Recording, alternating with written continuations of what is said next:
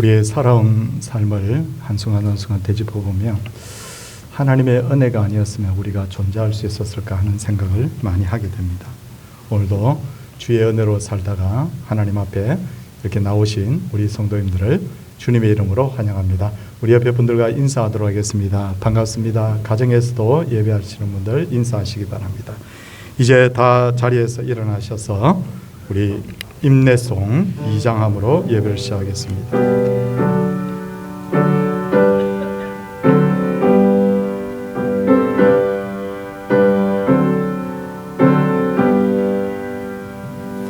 천형 성부 성자 성녀 성삼위일체께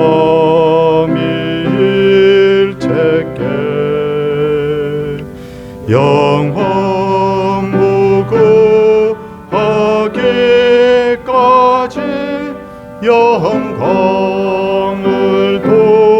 돌리세 영광을 돌리세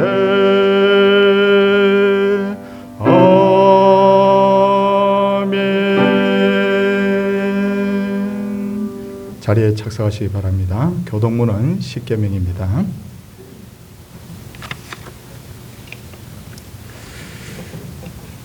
제1은 너는 나 외에는 다른 신들을 내게 두지 말라.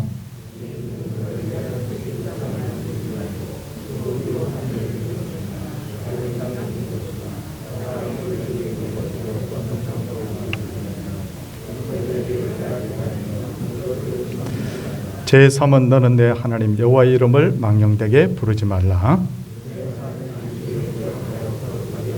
제5는 내 부모를 공경하라. 제7은 간음하지 말라. 제9는 내 이웃에 대하여 거짓 증거하지 말라. 아멘. 사도신경으로 우리의 신앙을 고백합니다. 나는 전능하신 아버지 하나님 천지의 창조주를 믿습니다. 나는 그의 유일하신 아들 우리 주 예수 그리스도를 믿습니다. 그는 성령으로 잉태되어 동정녀 마리아에게서 나시고 본디오 빌라도에게 고난을 받아 십자가에 못 박혀 죽으시고 장사된 지 사흘 만에 죽은 자 가운데서 다시 살아나셨으며 하늘에 오르시어 전능하신 아버지 하나님 우편에 앉아 계시다가 거기로부터 살아있는 자와 죽은 자를 심판하러 오십니다. 나는 성령을 믿으며 거룩한 공교회와 성도의 교제와 죄를 용서받는 것과 몸의 부활과 영생을 믿습니다. 아멘. 찬송 405장입니다.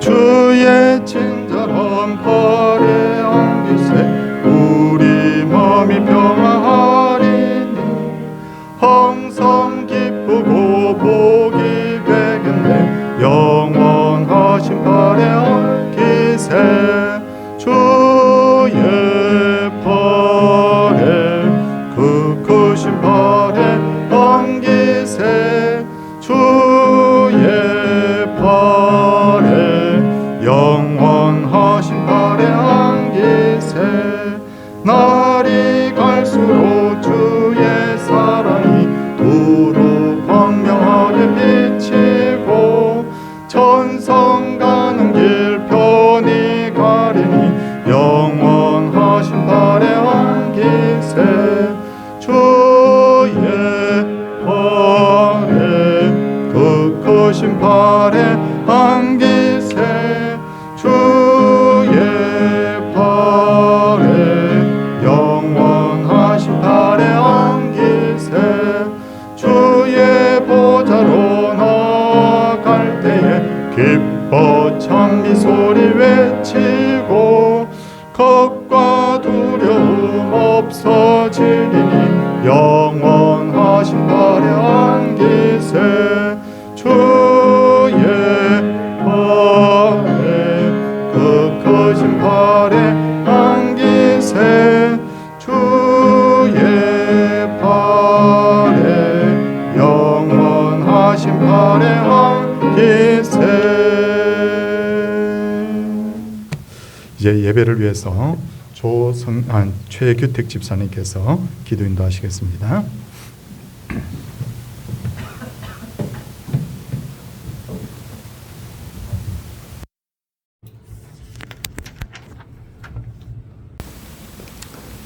사랑의 하나님 아버지, 주님의 자녀들을 일주일 동안 잘 지켜주시고 인도해 주셨다가 이렇게 주일을 맞아 한자리에 모여 하나님께 예배드릴 수 있도록 인도해 주셔서 감사드립니다. 이 시간이 하나님께 마음을 모으고 하나님께 영광을 돌리는 귀한 시간이 되게 해 주시옵소서. 또한 저희들이 살아계신 하나님의 임재를 체험함으로 흩어지고 무너지고 혼탁해진 마음이 정리되고 세워지고 정화되는 귀한 시간이 되게 해 주시옵소서. 하나님께서 광대하고 정밀한 우주 만물을 창조하신 것을 생각하면 다윗의 고백처럼 사람이 무엇이기에 저희를 생각하시고 권고하시는지 의아할 만큼 감사한 마음이 듭니다.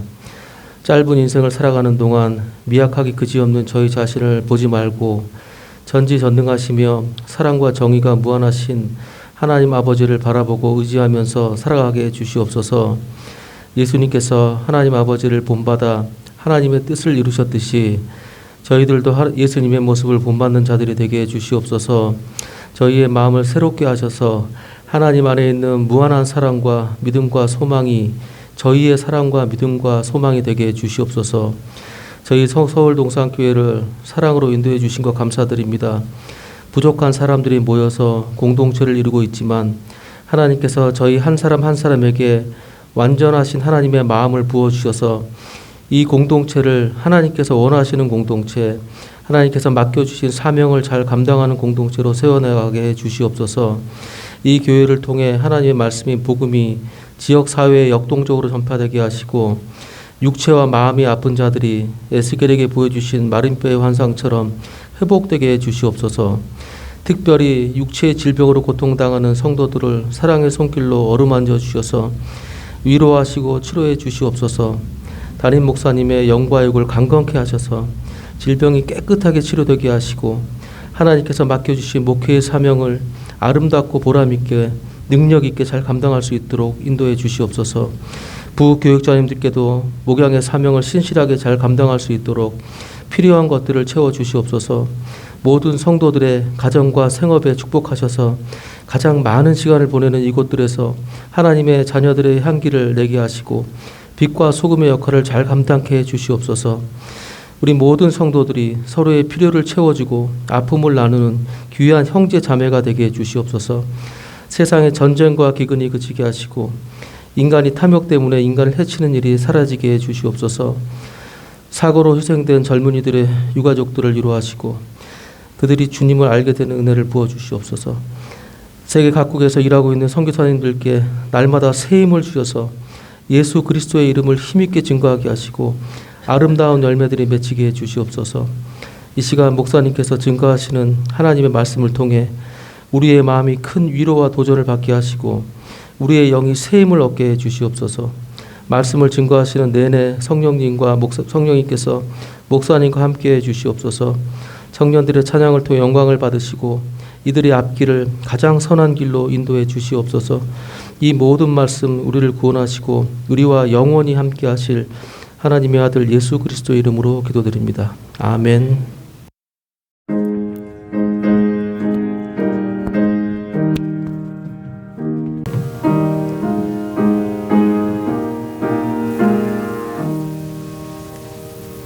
하나님의 말씀은 요한복음 1장 1절에서 8절까지의 말씀입니다.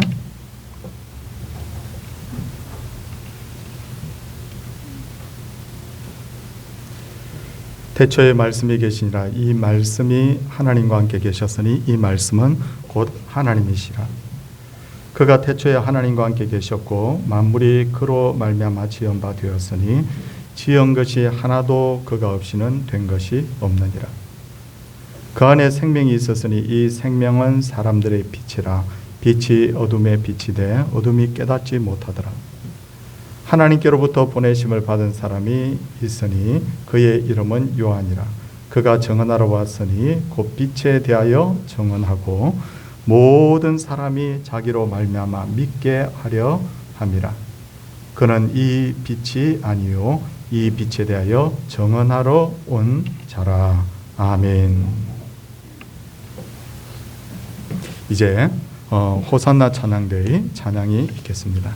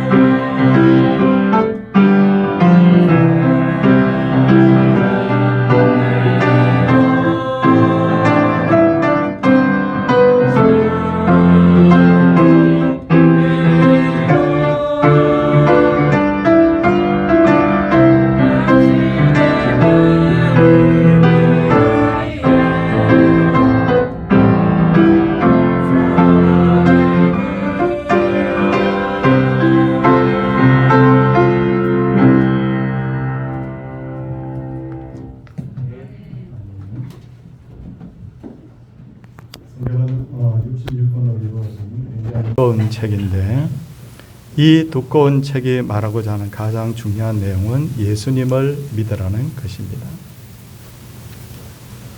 사도행전 16장 31절에서 바울은 주 예수를 믿으라 그리하면 너와 내 집이 구원을 받으리라고 했고, 사도행전 4장 12절에 보니까 다른 이로서는 구원을 받을 수 없나니 천하 사람 중에 구원을 받을 만한 다른 이름을 우리에게 주신 일이 없다고 분명히 강조하고 있는데, 이처럼 성경은 오직 예수님만 통해서 구원을 받을 수 있다고 말씀을 하고 있습니다.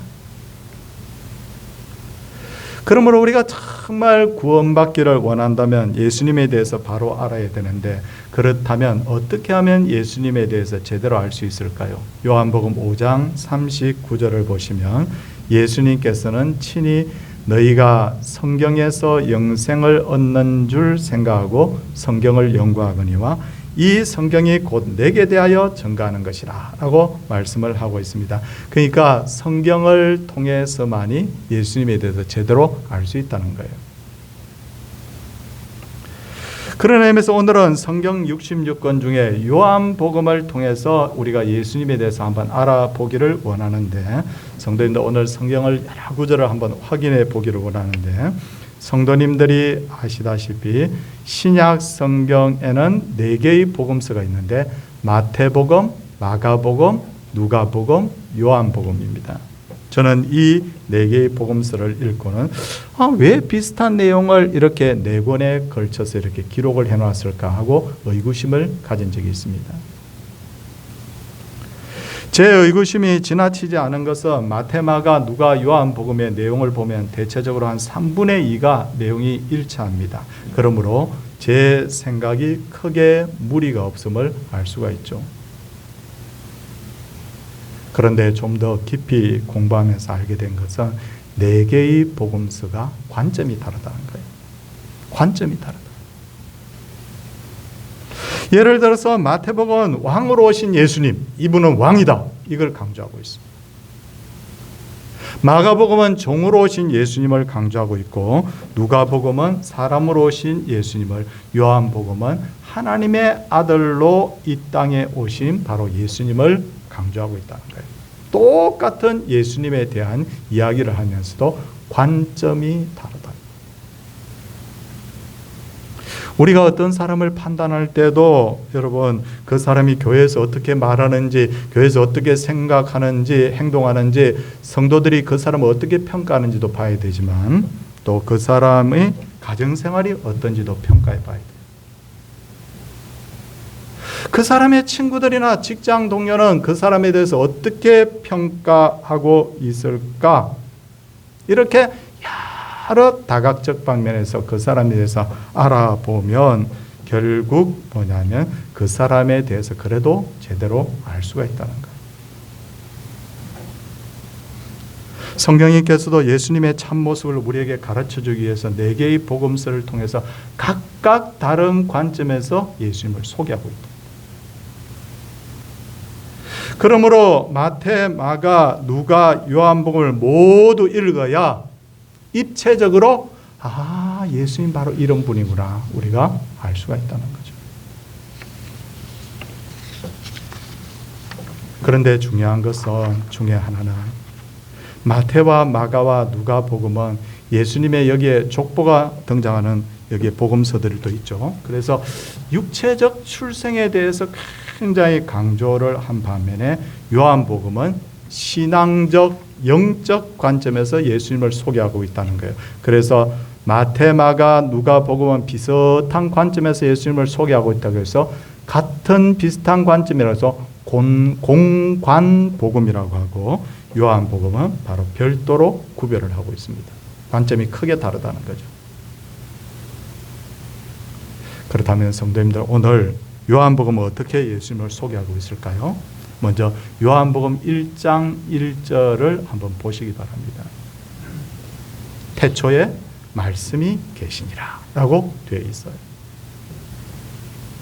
많은 분들이 이 말씀을 말하는 것, 언어라고 생각하는데 그런 것이 아닙니다. 요한복음에서 말하는 말씀은 그런 뜻이 아니에요. 요한복음에서 말씀하고 있는 말씀은 바로 헬라어로 로고스라고 하는데, 이 로고스라는 우리 청년들이 철학을 공부할 때 많이 썼던 단어인 줄 알아요. 만물의 권원, 형익상학적 실체, 사물을 이해할 수 있는 근본 법칙, 혹은 만물의 원인자를 의미합니다. 로고스. 태초에 로고스가 있었다는 거예요. 그리고 말씀이 계시니라라고 하면서 이 말씀을 어떻게 표현하고 있냐면 인격체로 표현하고 있죠. 인격체로 말씀이 계신다. 그렇다면 이 말씀이 누구일까요? 요한복음 1장 1절 후반부 보겠습니다. 이 말씀이 하나님과 함께 계셨으니, 이 말씀은, 이 로고스는 바로 뭐다? 하나님이다. 그분이 바로 하나님이라는 거예요. 이제 1장 14절을 한번 보겠습니다. 이 1장 14절을 어떻게 표현하고 있는지, 말씀이 육신이 되어 우리 가운데 거하심에 우리가 그의 영광을 보니 아버지의 독생자의 영광이요 은혜와 진리가 충만하더라 라고 말하면서 이 말씀은 아버지의 독생자다. 그러니까 이게 뭐냐? 이 로고스는 뭐냐면 바로 성자 하나님이신 바로 예수님이다. 그렇게 말하고 있어요. 이해가 됐죠? 그러므로 우리가 이 진술을 종합해 볼 때 예수님은 곧 성자 하나님이고, 예수님은 태초부터 성부 하나님과 함께 계셨고, 예수님이 곧 천지의 창조자이시고, 그분이 곧 만물의 근원이 되시고, 예수님이 바로 그 예수님이 우리와 같은 육신을 입고 바로 이 땅에 오셨다. 그걸 우리가 알 수가 있어요. 정리됐죠? 그래서 요한복음 14장에서 빌립이 주여 아버지를 우리에게 보여주시옵소서, 하나님 좀 보여주세요 라고 그렇게 말했을 때 예수님께서는 나를 본 자는 아버지를 봤다. 뭐냐? 동시에 예수님은 이렇게 말씀하시면서 나는 그럼에도 불구하고 인자다, 사람의 아들이다, 그렇게 표현하고 있어요. 내가 하나님이라는 거예요. 그러면서 나는 동시에 사람의 아들이라는 거예요. 인자다. 그렇다면 예수님이 이 땅에 인간의 몸을 입고 왜 오셨을까? 왜 인간의 이 땅에 오셔서 도대체 우리에게 주기를 원하시는 것이 무엇일까? 1장 4절 한번 보십시오. 1장 4절 말씀에 보니까 그 안에 생명이 있었으니 이 생명은 사람들의 빛이라. 뭡니까? 예수님이 우리에게 주기를 원하신 것은 바로 생명과 빛이다. 지난주에 우리 교회에서 큰 행사가 있었죠. 많은 분들이 수고해 주셔서 이 행사가 은혜롭게 잘 치루어졌습니다. 근데 제가 이 행사하는 날 제가 깜빡 실수할 뻔했어요. 제 방에서 막 손님들을 맞이하고 있는데 지금 30분 전이야, 예배 20분 전이야 그렇게 하는데 제가 하마터면 예배 시간에 나타나지 못할 뻔했어요. 왜냐하면 하필 그날 제 손목시계가 썼어요. 문제가 뭐냐면 바로 배터리를 갈아줘야 되는데 배터리가 바로 없어져 버린 거죠. 소진된 거죠. 여러분, 시계를 막 흔든다고 해서 시계가 갑니까? 때린다고 해서 시계를 갑니까? 서버린 이 시계를 움직이게 하기 위해서는 배터리 교체해 주는 방법밖에 없잖아요. 그렇잖아요. 모든 인간은 죄 때문에 영원한 생명을 잃어버렸어요. 그러므로 어떤 사람도 영원히 살 수 없고 반드시 죽습니다. 돈으로도 살 수 없고 이 권력이나 지식으로도 영원히 살 수 없고 어떤 인간의 노력을 통해서도 영원히 살 수가 없어요. 그렇잖아요. 이럴 때 어떻게 해야 됩니까? 유일한 방법은 생명이신 예수님이 우리 마음에 들어오는 것. 서버린 시계를 다시 가게 하기 위해서 배터리를 넣어줘야 되듯이 영원한 생명이신 예수님이 우리 마음에 들어오는 것. 그리고 예수님이 우리 마음에 들어오는 유일한 방법은 뭐냐면 우리가 그분을 믿고 그분을 나의 마음에 영접하는 것. 요한복음 1장 12절 보겠습니다. 1장 12절 보시면 영접하는 자, 곧 그 이름을 믿는 자들에게는 하나님의 자녀가 되는 권세를 주셨으니 영접하기만 하면 영원히 우리가 바로 영원한 생명을 바로 누릴 수 있다는 것. 그리고 세상의 시작은 빛이었죠. 하나님께서 세상을 창조하신 세상은 하나님 보시기에 너무너무 좋았다는 거예요. 그런데 제가 들어와서 세상은 암흑천지가 되어버렸어요. 그리고 이 암흑이라는 것은 점점 오늘날도 더 심해지고 있는데 불과 30년 전까지만 해도 우리나라가 마약 청정국 그랬는데 요즘은 엉망입니다. 요즘 어린아이들까지 죄를 무서워하지 않아요. 대한민국 헌법에 하면 만 14세 이하의 아이들은 촉법소년이라고 해서 죄를 지어도 크게 처벌하지 않습니다. 웬만큼 큰 죄를 지어도 감옥에 안 보내요. 그런데 이걸 악용해서 이 어린아이들이 14세도 안 된 어린아이들이 아저씨 경찰에 신고하세요. 우린 감옥에 안 가요. 여러분 오히려 막 큰 소리죠. 그래서 촉법소년 기준도 낮추기로 하죠. 어떻게 하면 사람들을 악에서 구원할 수 있을까요? 어떻게 하면 사람을 변화시킬 수 있을까요? 사람을 새롭게 하려면 마음에 빛이 들어와야 됩니다. 그런데 저는 이 빛이신 예수님을 통해서 많은 사람들이 그 빛이심을 받고 변화되는 것을 제가 보았어요. 그런데 빛이신 예수님이 이 땅에 오시기 전에 결정적인 역할을 한 분이 있는데 그분이 누구냐면 세례자 요한입니다. 세례자 요한은 자신을 소개하기를 혼인잔치에서 신랑을 기다리는 신랑의 친구라고 소개하고 있어요. 이번에도 우리 몇 주 전에 결혼식이 있었는데 신랑의 친구가 미리 와가지고 안내를 하고 신랑의 친구가 막 하객들이 지루하지 않도록 분위기를 막 잡고 막 나중에 사회를 보고 막 그렇게 했잖아요. 근데 신랑의 친구는 모든 사람의 시선이 마지막 신랑이 딱 등장하면 신랑에게 향하도록 해야 합니다. 자기가 뭐 잘한다고 해서 마이크 잡고 막 자기를 주목하게 하는 게 목적이 아니라 바로 신랑에게 사람의 시선이 향하도록 하는데, 이 역할을 한 분이 누구냐면 바로 세례자 요한입니다. 성도님들 1장 6절부터 8절까지 말씀을 제가 읽겠습니다. 하나님께로부터 보내심을 받은 사람이 있으니 그의 이름은 요한이라. 세례자 요한입니다. 그가 증언하러 왔으니 곧 빛에 대하여 증언하고 모든 사람이 자기로 말미암아 믿게 하려 함이라. 누구를 믿게? 예수님 믿게. 그는 빛이 아니요 이 빛에 대하여 증언하러 온 자라고 했습니다. 그러니까 세례 요한은 빛이 아닙니다. 빛으로 오신 예수님을 소개하는 사람이었고 바로 빛을 반사하는 반사체였던 거죠.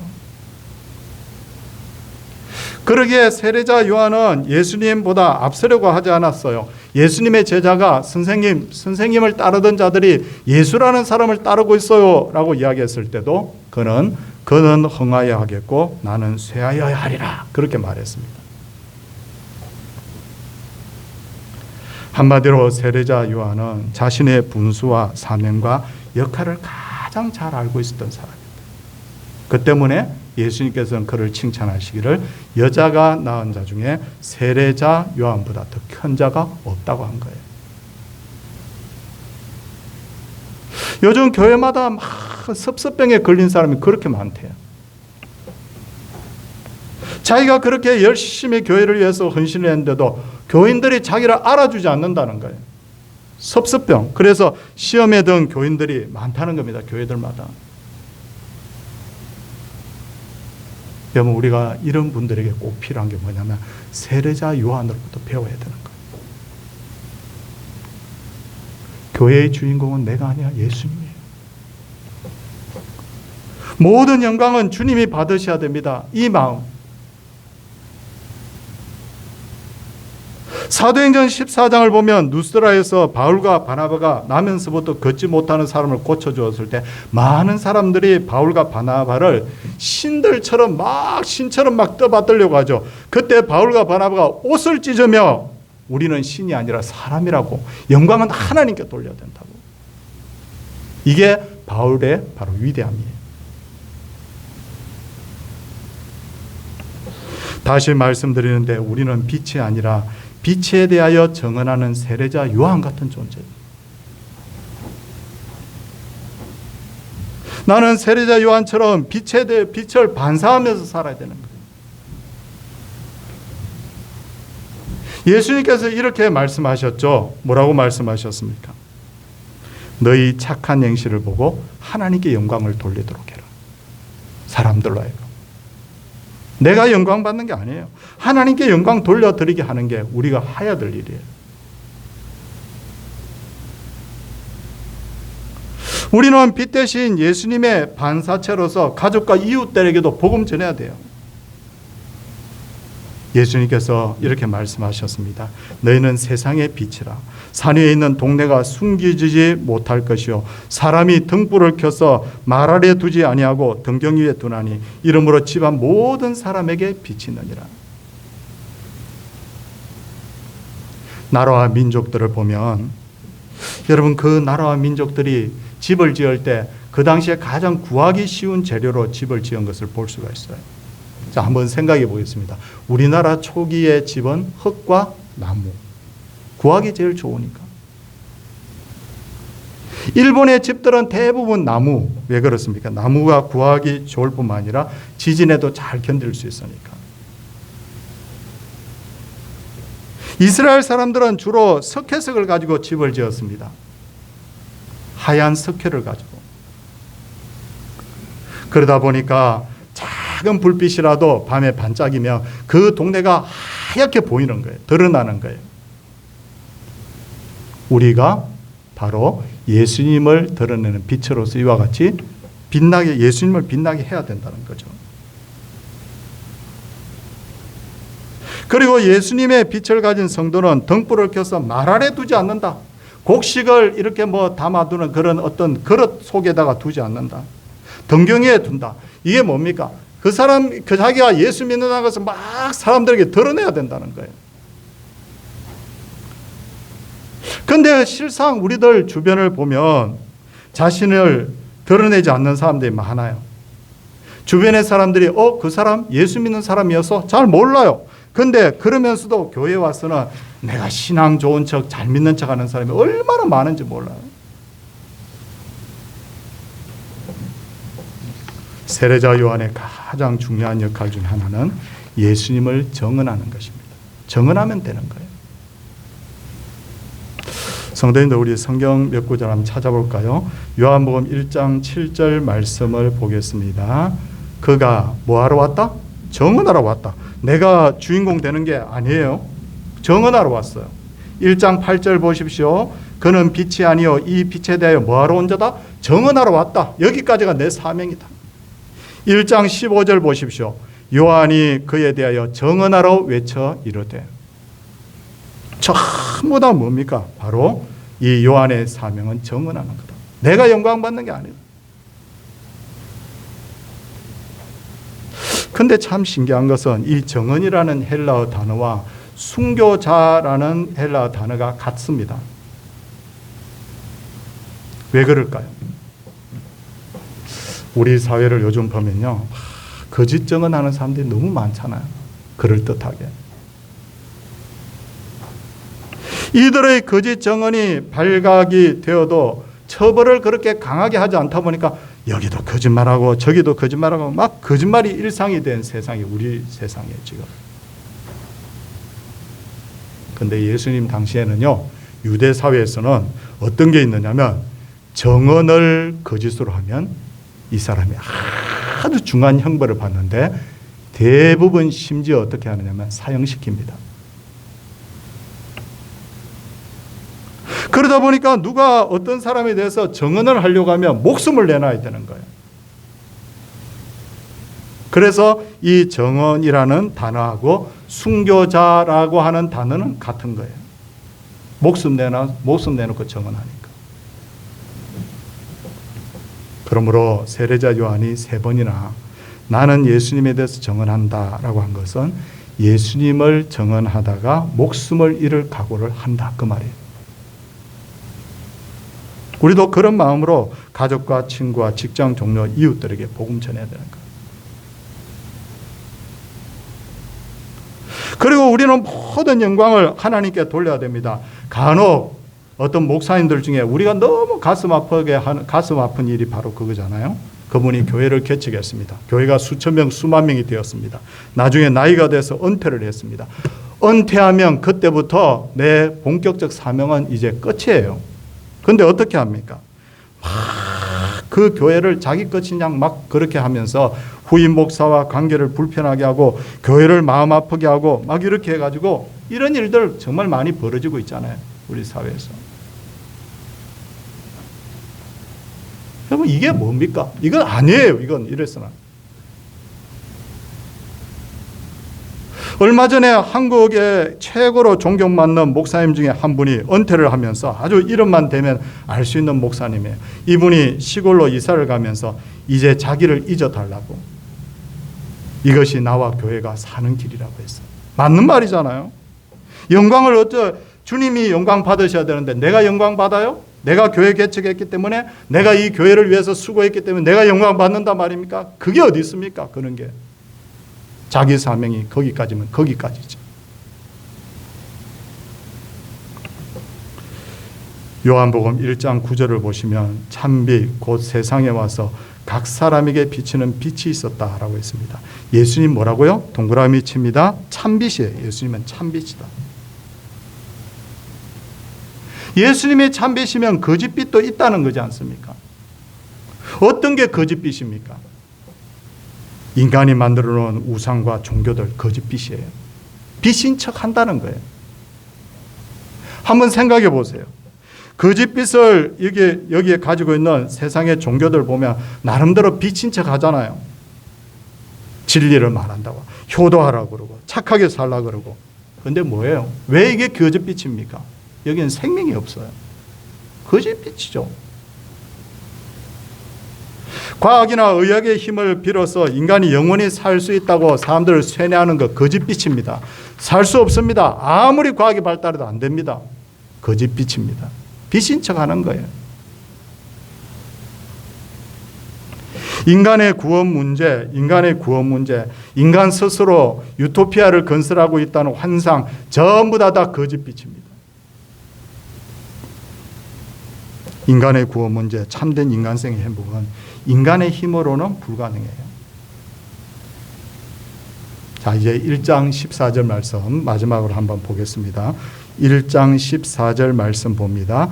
말씀이 육신이 되어 우리 가운데 거하심에 우리가 그의 영광을 보니 아버지의 독생자의 영광이요 은혜와 진리가 충만하더라. 여기서 거하심에라는 단어, 이 거하심에라는 단어가 뭐냐면 바로 텐트 친다라는 의미가 있어요. 텐트 친다.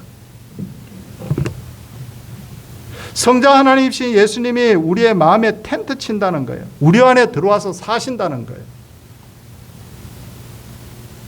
예수님은 성자 하나님이시며 왕 중의 왕이시기 때문에 그분이 우리의 마음에 들어와서 텐트를 치면 그때부터 뭐냐면 우리는 그의 다스림을 받게 되고, 그리고 고린도서에서 말씀하기를 우리는 하나님의 성전 되는 거예요. 왜? 그분이 바로 우리 속에 들어와 계시기 때문에. 이게 진짜 중요한 원리죠. 그러니까 우린 지금 누구의 지배를 받고 사느냐면 내가 결정하는 게 아니라는 거예요. 성령님의 지배를 받고 산다. 내 속에 들어와 계신 왕 중의 왕이신 예수님. 요한복음 1장을 이렇게 쭉 이렇게 말씀을 살펴보면요, 와, 대단하다. 여기에 그냥 참 모든 진리가 다 이 속에 압축되어 있는 거예요. 저는 여러분 요한복음 1장을 이렇게 읽으면서 야, 진짜 무릎을 칩니다. 대단하구나.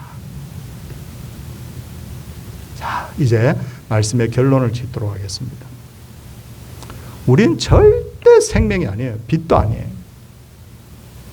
내가 영광 받는다니 그게 무슨 말입니까? 사람들이 알아주지 않는다고 내가 섭섭해한다, 그게 무슨 말입니까? 그 예수 믿는 사람은 그러서는 안 됩니다. 생명과 빛은 오직 예수님. 우리가 왜 사느냐고 딱 물으면 단 한 가지 결론에 이르러야 돼요. 오직 주님의 영광을 위해서. 내가 사는 거예요. 내 유일한 사명이 뭐냐면 예수 그리스도를 목숨을 걸고 증언하는 거예요. 오늘도 이 주신 말씀을 잘 기억하고 정말 예수님 믿는 자답게 사는 그런 우리 귀한 모든 성도님들 되시기를 주님의 이름으로 축원을 드립니다. 함께 우리 찬송하겠습니다. 436장입니다.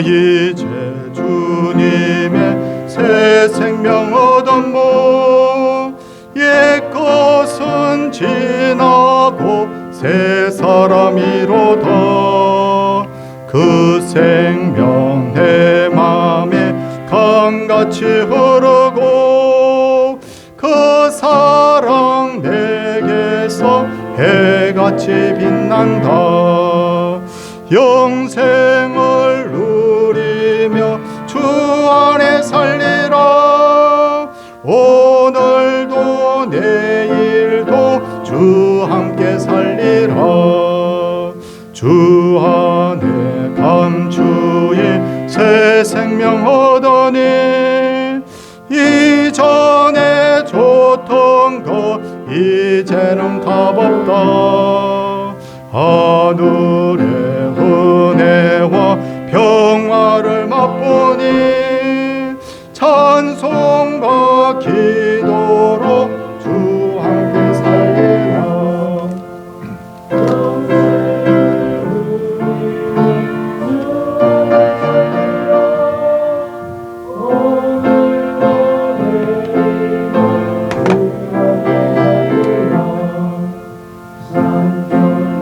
조목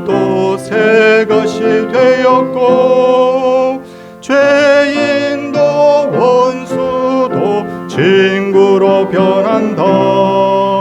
새 생명 얻은 자 영생을 누리니 주님을 모심마 새 하늘이로다. 영생을 누리며 주 안에 살리라. 오늘도 내일도 주 함께 살리라. 주 따라가는 길 험하고 멀어도 찬송을 부르며 뒤따라가리라. 나 주를 모시고 영원히 살리라. 날마다 섬기며 주 함께 살리라. 영생을 누리며 주 안에 살리라. 오늘도 내일도 주 함께 살리라. 천국 소망 가지고 날마다 승리하며 오늘보다 내일 더 감사하는 감사의 날들을 살게 하옵소서라고 하나님 앞에 귀한 예물 드렸습니다. 손을 모으고 머리를 숙이고 우리 함께 기도하도록 하겠습니다. 아버지 하나님, 제 자신을 돌아볼 때도 참 하나님의 영광을 얼마나 위해서 살았는지, 나의 영광을 위하지 않았는지를 반성하게 됩니다. 목회자부터 여기 계신 모든 직분자들과 성도들이 오직 이 교회의 영광은 하나님이 받으셔야 된다. 우린 절대로 빛이 아니요 다만 우리에게 사명이 있다면 빛에 대하여 증언하는 것이다. 그래서 우리 교회가 이 정신을 가지고 하나님 계속해서 성장해 가기를 원합니다. 사람 냄새 나는 교회가 아니라 하나님의 영광의 향기가 하나님 드러나는 그런 교회가 되게 하여 주시옵소서. 아버지 하나님, 우리에게 주신 이 깨닫게 하신 말씀을 통하여서 우리가 생명과 빛을 풍성하게 누리는 아름다운 성도가 되게 하옵소서. 그래서 하나님, 믿지 않는 가족들, 믿지 않는 우리 친구들, 직장 동료들, 이웃들에게 예수 그리스도의 정언자로서 우리가 철저하게 주님만 드러나게 하는 그런 삶을 살 수 있도록 우리 마음속에 도전하여 주시옵소서. 사랑의 주님 아버지 하나님, 오늘도 하나님 앞에 잊지 않고 기도하는 것이 있습니다. 어려움 중에 있는 성도들이 있습니다. 남에게 말할 수 없는 고민을 가지고 있는 성도들이 있습니다. 주여 그 마음을 헤아려 주시고 상황을 주여 변화되게 하여 주시옵소서. 병을 안고 있는 하나님, 참 고통 중에 있는 성도와 그 가족들을 주여 찾아가 주시옵소서. 그래서 이분들의 모든 병이 그 육신에서 떠나 남은 여생을 건강하게 주님을 위해서 쓰임받는 놀라운 역사가 있게 하옵소서. 사랑의 주님, 마음의 소원을 안고 있는 분들이 있습니다. 자녀에 대한 갈급함을 가지고 있는 분들이 있습니다. 기도 소리 들으시옵소서.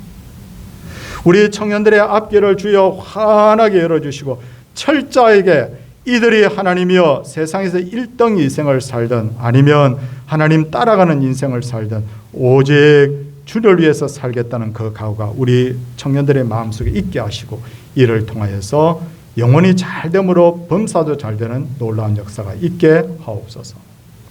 사랑의 주님, 교사로 부르심을 받고 수고하는 분들, 찬양대원으로 수고하는 분들, 식당에서 하나님 주차 관리하는 일로, 교회 하나님 꽃꽂이로 여러 봉사하는 일로, 하나님 참으로 구역으로, 그리고 전도회로 수고하시는 모든 분들을 주여 기억하여 주시옵시고 그 수고함이 하나도 땅에 떨어지지 않도록 주의 기억하신 바 되게 하옵소서. 사랑의 주님, 11조 예물을 드렸습니다. 주일 예물을 드렸습니다. 감사 예물을 드렸습니다. 건축 예물, 전도 선교 예물을 드렸습니다. 하나님, 드린 분이 복을 받고 또한 교회가 복을 받아 더 하나님 크게 일을 할 수 있게 하여 주시고 궁극적으로는 하나님의 영광이 드러나게 하여 주옵소서. 오늘도 이 예배를 하나님이여 이제 마치는 시간에 처음하여 온 성도들에게 복이 임하기를 원하오니 이 소원이 이루어지게 하옵소서. 예수님 이름으로 기도드리옵나이다. 아멘. 우리 일어서셔서 620장 함께 찬송하겠습니다.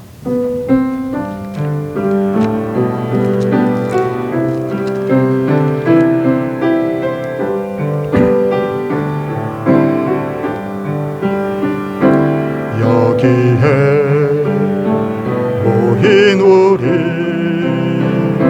주의 은총 받은 자여라. 주께서 이 자리에 함께 계심을 아노라. 언제나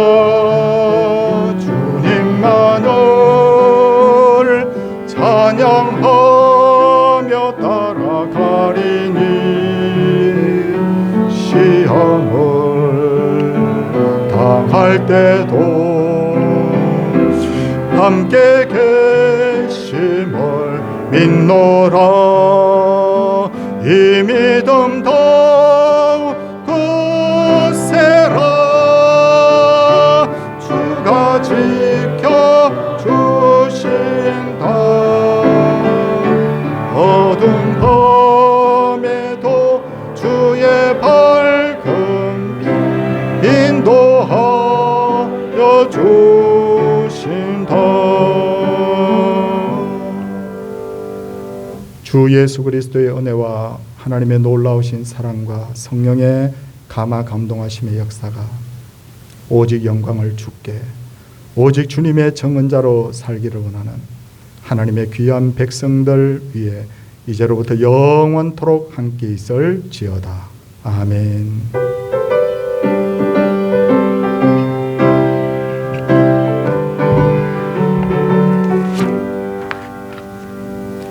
네, 착석해 주시기 바랍니다. 광고를 드리도록 하겠습니다. 우리 연초 우리 신년 감사예배 드린 적이 엊그저께 같은데 벌써 추수감사절이에요. 11월 추수감사주일 다음 주일입니다. 그래서 지난주에 광고했듯이 강당 장식용 과일이나 채소를 하나님께 드릴 분들은 우리 장정욱 권사님에게 문의를 해주시면 되겠습니다. 그리고 주일 예배, 오전 오후 예배, 그리고 수요 예배 기도 순서자를 게시판에다가 게시를 해두었습니다. 이번에 많은 분들이 임직을 받고 또 은퇴하신 분도 계시기 때문에 우리 순서들을 다시 짜서 게시해 놨으니까 우리 이름을 확인하고 성실하게 봉사해 주시기 바랍니다. 화요일 날 노방전도 있습니다. 총회를 속히 해 주셔서 우리 20일까지 다음 주일까지는 그래도 꼭 총회를 마쳐 주시기를 당부를 드립니다. 성탄 우리 광고 드렸다시피 우리 교육기관 전도회별로 1개 이상씩 꼭 발표를 해주시면 감사하겠습니다. 25일 날 우리 오후 시간에 이렇게 축하 행사를 하도록 하겠습니다. 오늘 2부 예배 후에 정기제식회가 있고 우리 김장은 김장 날짜를 말씀드리겠습니다. 이번에는 염장이 된 배추를 사온다고 그러는데 18일 날 낮 1시 30분 낮 1시 30분에 우리 오셔서 좀 봉사해 주십사. 그리고 19일 날 토요일 오전 10시에 오셔서 좀 봉사해 주십사. 그렇게 부탁을 합니다. 그리고 임직 감사에서 우리 임부남 집사님이 아니고 권사님입니다. 나중에 방송실에서도 이거 좀 고쳐 주십시오. 이게 한번 습관이 되다 보면 이게 쉽게 이게 잘 고쳐지가 않는데 우리 임부남 권사님께서 우리 임직 감사에서 우리 성도님들에게 오늘 전심 때 떡을 대접한다고 그럽니다. 호칭 실수하더라도 이해해 주시기 바랍니다. 예, 우리 옆에 분들하고 바라보면 너무 반갑고 우리 주의 가족들입니다. 함께 한번 인사하고 우리 마치도록 하겠습니다. 할렐루야.